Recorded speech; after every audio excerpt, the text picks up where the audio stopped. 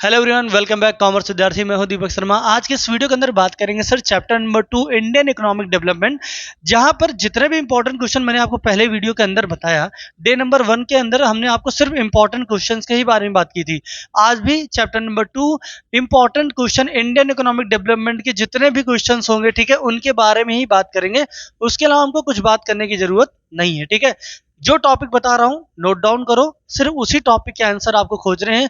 नहीं मिलेगा कमेंट करके बोलोगे तो आपको मेरी कम्युनिटी चैनल के अंदर वीडियो के फॉर्म में आंसर मिल जाएंगे, ठीक है। तो बात करते हैं सर, पहला question, explain the concept of green revolution. देखो बहुत प्यारा सा क्वेश्चन है, ये हर बार आपसे बचपन से पूछा जा रहा है कि ग्रीन रिवॉल्यूशन है क्या।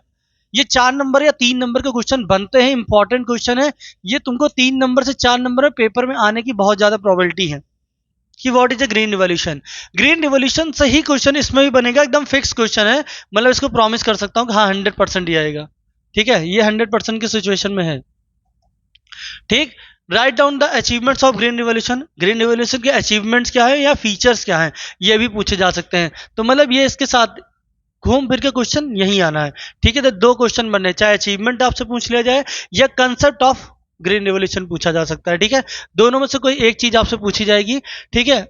तीसरा जिसमें इंपॉर्टेंट क्वेश्चन बनता है, write down the features of industrials revolution 1956। 1956 में जो इंडियन रिवॉल्यूशन, मतलब सॉरी इंडस्ट्रियल रिवॉल्यूशन, इंडियन नहीं, ठीक है, इंडस्ट्रियल रिवॉल्यूशन जो भी किए गए 1956 के अंदर, जो भी नए नए चेंजेस लाए गए, उनको एक्सप्लेन करना होगा, उनके फीचर्स क्या थे।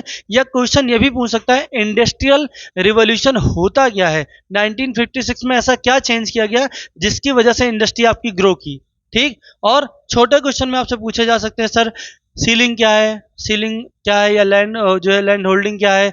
या आपसे पूछा जाता है कोऑपरेटिव फार्मिंग क्या होती है, ठीक है। तो ये सब दिमाग में रखना, कोऑपरेटिव फार्मिंग क्या है, इकोनॉमिक प्लानिंग क्या है। तो ये सब छोटे क्वेश्चन 1 नंबर के लिए आपसे पूछे जा सकते हैं एमसीक्यू फॉर्म में, ठीक है। कोऑपरेटिव फार्मिंग और इकोनॉमिक प्लानिंग आपको दिमाग में रखना है, इसके बिना चलना ही नहीं है। इन दोनों से कुछ ना कुछ आपसे पूछा जाएगा, ठीक है। तो आपको 3 क्वेश्चन बड़े बता दिए गए कि ग्रीन रिवॉल्यूशन क्या है।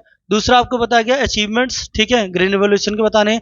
तीसरा आपको बताना है सर इंडस्ट्रियल रिवॉल्यूशन आपको बताना है 1956 के बेसिस पे, ठीक है। छोटे क्वेश्चन में इकोनॉमिक प्लानिंग हो गया, ठीक है।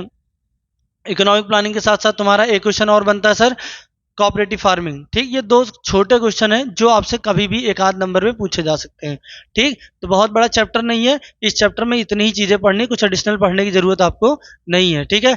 तो मिलते हैं नई वीडियो के साथ।